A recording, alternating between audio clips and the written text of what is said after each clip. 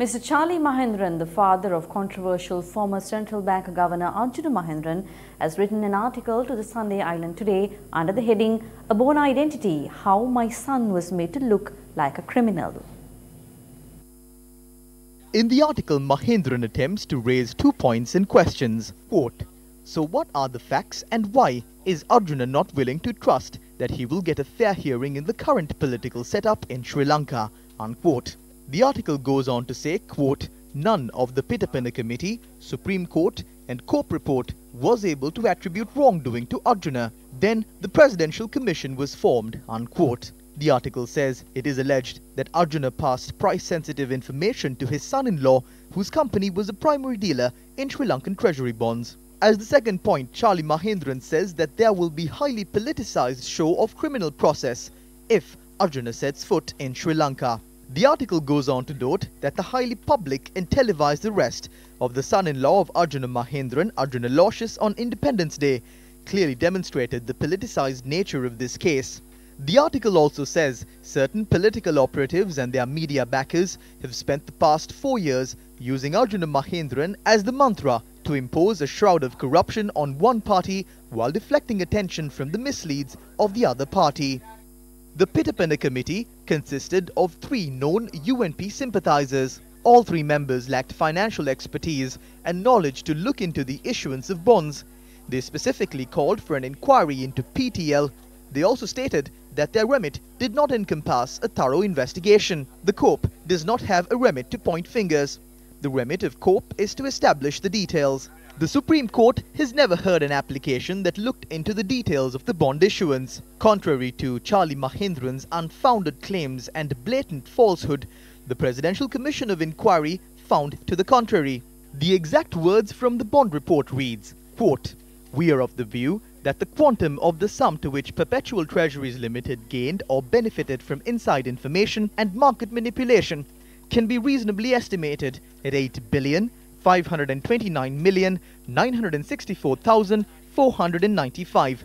The government that was appointed in 2015 with Ranil Wickremesinghe and the UNP as the lead component is still much holding the reins of power. The judicial process in Sri Lanka has been upheld as robust and independent by none other than Prime Minister Ranil Wickremesinghe and Minister of Finance and Mass Media Mangala Samaravira at various international fora, and repeated this several times.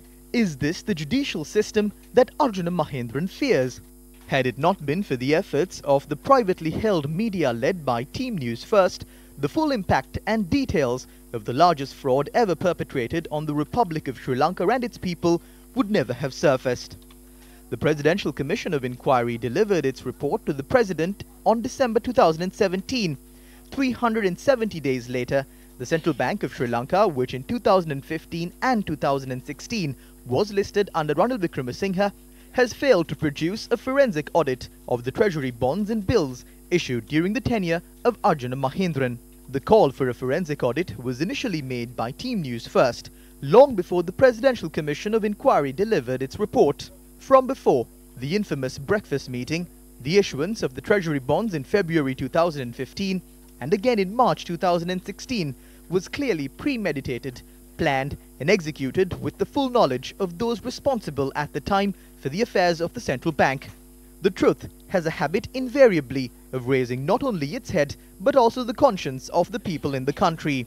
The stark reality is that while the Presidential Committee attributed a direct loss of over 688 million to Arjuna Mahendran personally, one is able to crow about Arjuna Mahendran's purported innocence only because the legal action envisaged by the Presidential Commission of Inquiry has yet to be implemented, even 370 days after the report was presented. How dare you point fingers when it is your son, the balliol educated man gone wrong, who has been at the centerpiece of the greatest financial fraud in the country? To Mr. Charlie Mahendran, gentlemen are never in a hurry.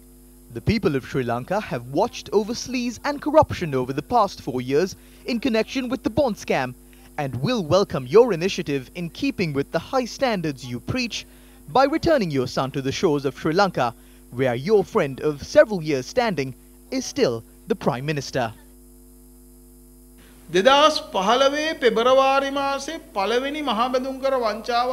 It is only 4 years after the first bond scam that took place in the country in February 2015 that the father of Arjun Mahendran remembers Arjuna Mahendran. Newspapers continuously reported on the facts revealed by the Presidential Commission on how the stage was prepared for this bond scam. The media reported that the issuance of the bonds were done on the advice of the Prime Minister. Arjuna Mahendran and his team, who destroyed the economy of the country, who deprived the people of this country of having 3 meals a day, who scorned the country in the international arena as a country with a central bank that was robbed by the government. They are coming out and asking how they were branded as criminals. Today they have got a Prime Minister who will protect Arjun Mahendran again. While Ranil Wickremesinghe is protecting Arjuna Mahendran is protecting the Prime Minister. The family members of Arjuna Mahendran are now working to protect Ranil Wickremesinghe. Just as the article was written, I request Arjuna Mahendran to come to the country and face the charges filed against him and prove his innocence. ඒ පරීක්ෂණවලට මුහුණ දීලා ඒ අවශ්‍ය කටයුතු වලට මුහුණ දීලා නිර්දෝෂීභාවය ඔප්පු කරන්න කියලා. වර්ධේගහ මන්දිරේ නැවතිලා.